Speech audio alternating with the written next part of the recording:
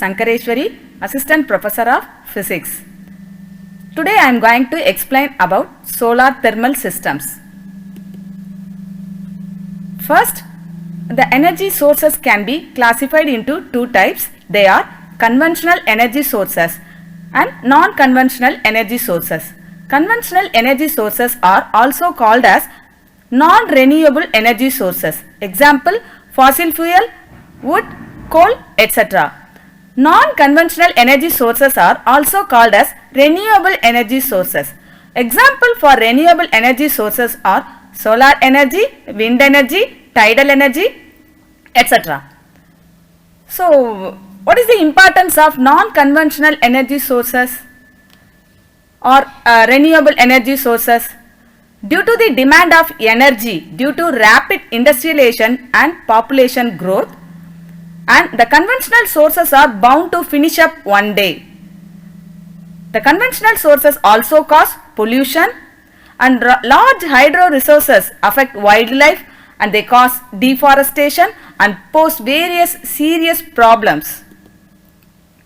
So, due to the above mentioned reasons, it has become important to explore and develop non-conventional energy resources to reduce too much dependence on conventional resources.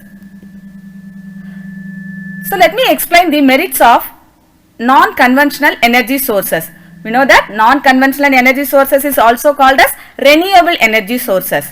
So, non-conventional energy sources are available in nature at free of cost. They are environmental friendly, that is, the renewable energy sources cause no pollution or it may produce a very little pollution. They are inexhaustible. They have a low gestation period, but it may also have some demerits. The energy is, that is the renewable energy is available in dilute form, and the cost of harnessing energy from non-conventional sources is very high, and its availability is uncertain, and it is difficult to transport such forms of energy. So, solar energy can be utilized in two forms. One is solar thermal and solar photovoltaic. So, what is solar thermal? In solar thermal, the heat energy received from the sun is directly used as heat. In solar photovoltaic, the heat energy is converted into electricity by using solar cells. So, in solar thermal system, solar collector forms the first unit. So, what is the function of solar collector? The solar collector absorbs the solar energy as heat and transfers it into the heat transport fluid efficiently. The heat transport fluid delivers the heat into a thermal storage tank or boiler or heat exchanger, and that can be utilized in a subsequent stages of the system. Solar collectors are broadly classified into two types. They are non-concentrating collectors and concentrating collectors. Further, the concentrating collectors can be classified into focus type and non-focus type. So, the focus type, there are two types. They are line focus as well as point focus. So, non-concentrating type solar collector. So, non-concentrating type solar collector is also called as flat plate collector. So, in the case of non-concentrating collector, so here the solar radiation is used as it is received. And the two types of non-concentrating collectors are liquid flat plate collector and flat plate air heating collector. So, in concentrating type collector, the solar radiation is concentrated into a central region and then it can be used. And the types of concentrating type collectors are focus type and non-focus type. So, the focus type also contains two types. One is line focus as well as point focus. So, in line focus, one axis tracking mechanism is used, and the types of line focus collectors are cylindrical parabolic concentrator, fixed mirror solar concentrator, linear Fresnel lens concentrator.